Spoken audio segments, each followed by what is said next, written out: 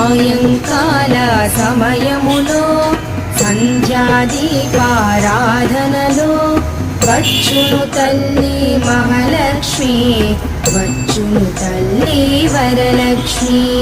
కాళ్లకు గజ్జెలు కట్టింది, మెడలో హారము వేసింది, పిలచిన వెంటనే పలికింది, అడిగినదంతా ఇచ్చింది. సాయంకాల సమయములో సంధ్యాదీపారాధనలో